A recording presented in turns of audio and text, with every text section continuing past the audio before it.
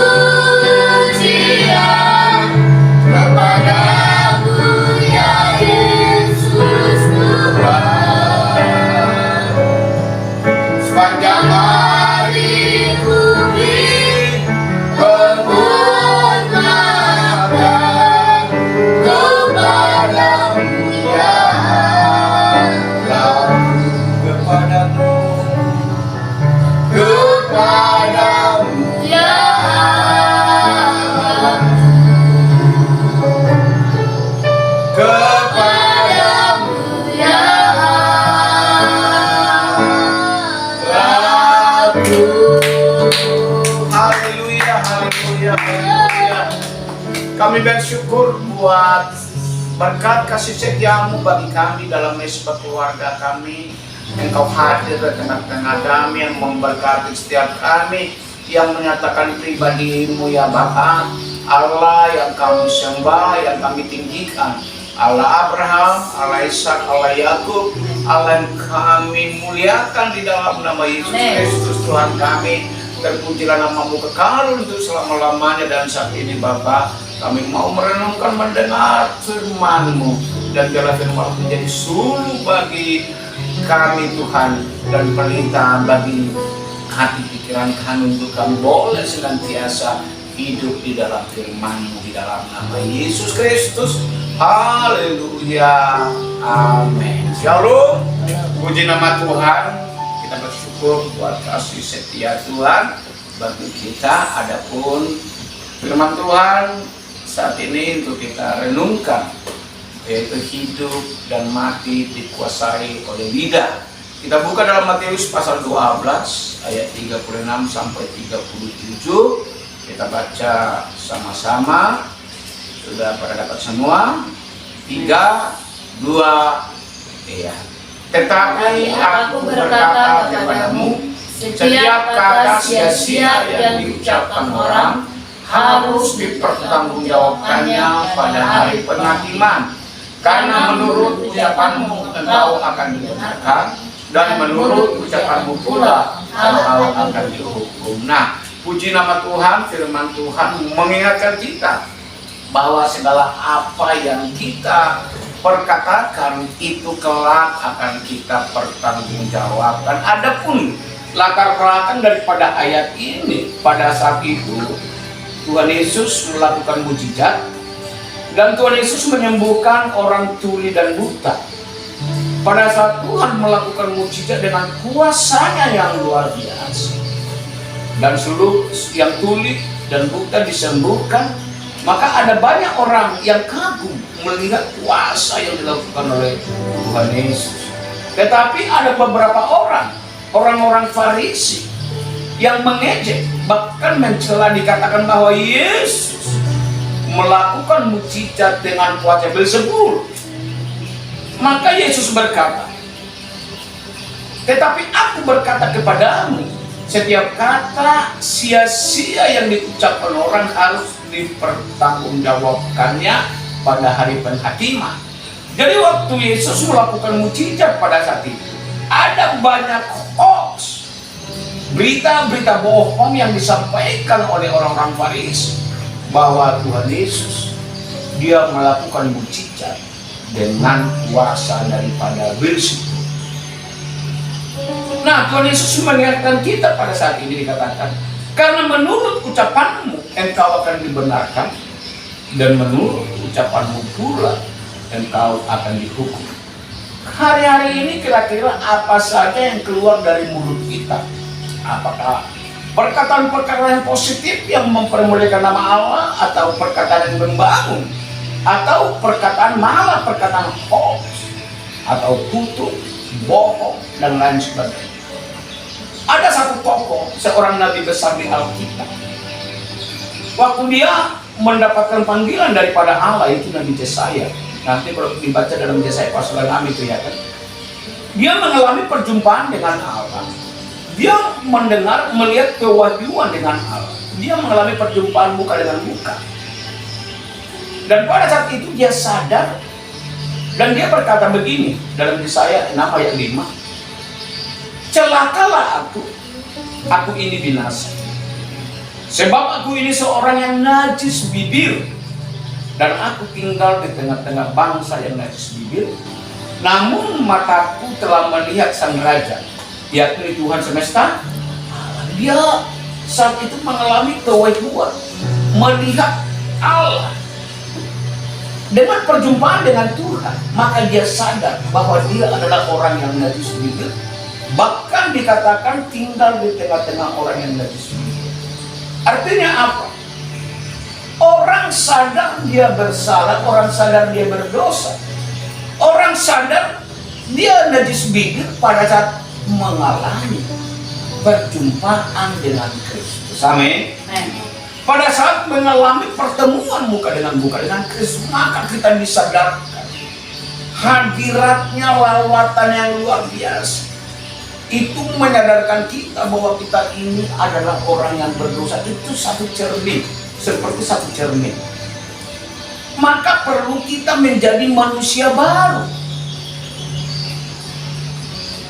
Untuk kita bisa menjaga mulut dan perkataan kita perlu menjadi manusia yang baru.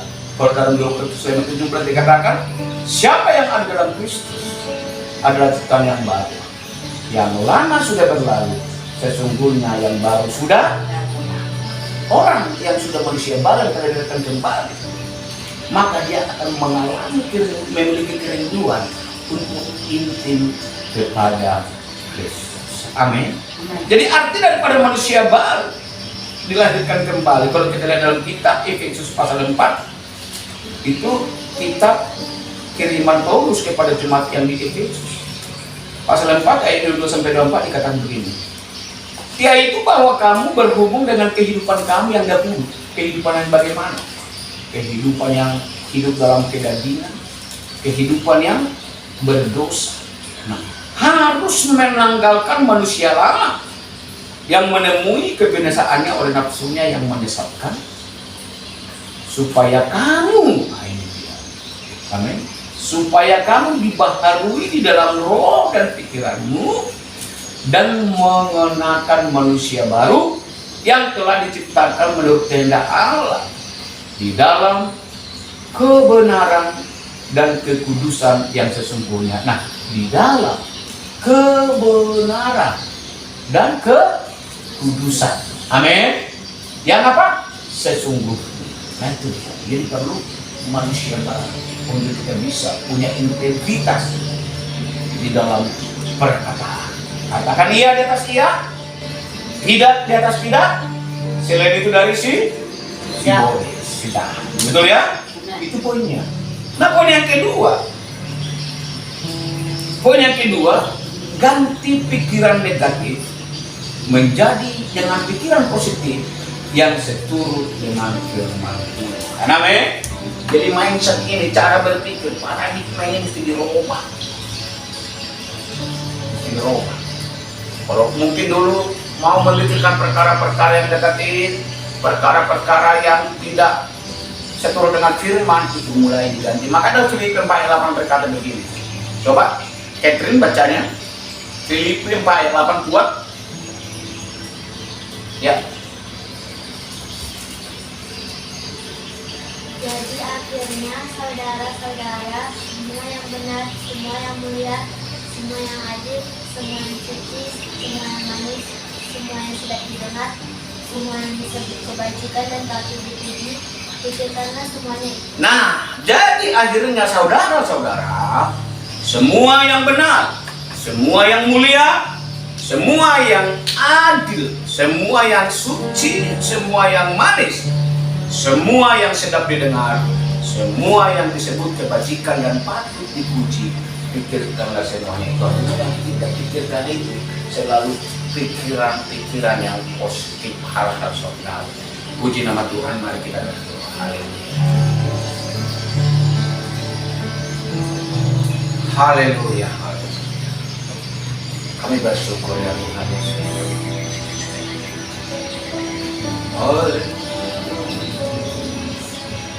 Kasih Tuhan tak berkesudahan, tak habis-habisnya rahmat-Nya,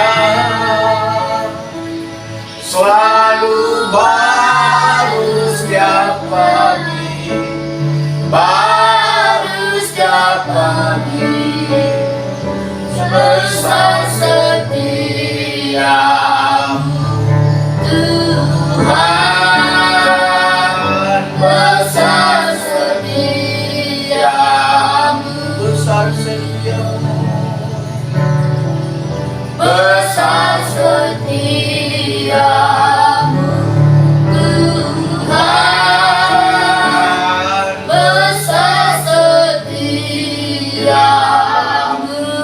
kita berdoa. Kami bersyukur buat kasih setiamu, buat belas kasihanmu, buat rahmatmu yang selalu baru setiap pagi ya Tuhan. Allah gunung batu kami, kota benteng kami, Allah memberkati kami, yang memberkati keluarga kami dalam mesbah ini. Engkau hadir di tengah-tengah kami. Bahkan kami telah diberkati lewat firman-Mu untuk kami boleh memperkatakan perkataan-perkataan yang membangun seluruh dengan firman Allah.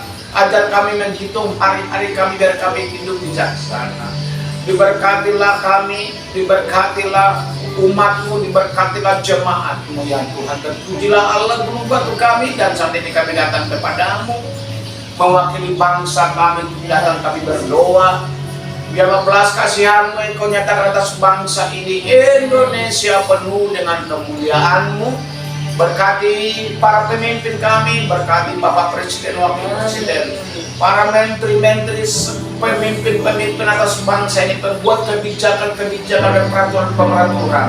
Mereka takut akan Tuhan. Engkau nyatakan pribadi-Mu Tuhan Pak bagi para pemimpin kami. Biar bangsa ini diberkati. Kami percaya bahwa berkat Allah melimpah atas Indonesia, dan Indonesia diberkati Tuhan. Berkati Provinsi Riau, berkati Pekanbaru dan sekitarnya. Kami percaya bahwa Allah yang senantiasa menyatakan pribadi-Mu. Dan saat ini khususnya kami berdoa buat Kabupaten Bengkalis di mana kami berada saat ini Tuhan. Kami bersyukur punya Allah seperti yang memberkati Kabupaten Bengkalis, memberkati pemimpin kami, memberkati bupati, wakil bupati, para SKPD, satuan kerja perangkat daerah yang ada di Bengkalis. Mulai daripada bupati, wakil bupati, camat, lurah, penghulu, bahkan ya Tuhan RW, RT, semua masyarakat Bengkalis diberkati Tuhan. Curahkanlah hujan awal, hujan akhir, hujan keselamatan, hujan berkat-Mu atas Bengkalis dan kota ini di mana kami tinggal diberkati oleh Tuhan. Sebab Engkau berfirman, doakanlah kesejahteraan kota di mana Engkau buang, sebab kesejahteraan kotamu adalah kesejahteraan-Mu. Kami berdoa bagi kota kami, kami berdoa buat Bengkalis, dan saat ini kami berdoa buat gembala pembina kami, Bapak Pendeta Insinyur Niko Notoraharjo dengan 4 wakil gembala, para staf pelayan-pelayan yang ada di Gatot Subroto. Kami percaya semakin Engkau berikan visi-visi kepada hamba-Mu untuk membawa wadah-Mu ini, membawa sidang-Mu ini boleh sampai kepada rencana-Mu. Kau memberikan kesehatan, sukacita dan sejahtera, bahkan keluarga daripada hamba-Mu diberkati Tuhan. Begitu juga dengan hamba-Mu Pak Dedek Widya, gembala pimpinan kami di Rayong 12. Tuhan, Engkau Allah yang menuntun memimpin setiap langkah daripada hamba-Mu ini Tuhan. Keluarganya, anak-anak diberkati Tuhan. Semua pelayanan diberkati oleh Tuhan. Rayong 12 beserta cabang-cabang diberkati oleh Tuhan. Begitu juga dengan Suprayong 12 gembala pimpinan Bapak Luther Arepa. Berkati ibu, berkati keluarga, anak cucu menantu, pelayanan. Engkau semakin pakai hamba-Mu dengan dasa heran dan luar biasa. Hamba-Mu di tempat ini yang Kau percayakan untuk memimpin menggembalakan GBI Bengkalis dan Kampung Kempak. Keluarga hamba-Mu semua diberkati Tuhan. Wakil daripada hamba-Mu Pak Dr. Fernando, keluarga diberkati oleh Tuhan. Begitu dengan jemaat-Mu diberkati Tuhan semuanya. Rencana kami untuk membangun gereja, kami percaya bahwa ada juga tidak menyediakan untuk pembangunan sidang ini. Bahkan segala izin surat menyurat dari semuanya diberkati oleh Tuhan. Terpujilah nama-Mu, segala pujian hormat kemudian hanya bagi-Mu di dalam nama Yesus Kristus. Kami berdoa dan kami bersyukur. Haleluya. Mari sama-sama kita katakan amin. Shalom. Puji nama Tuhan.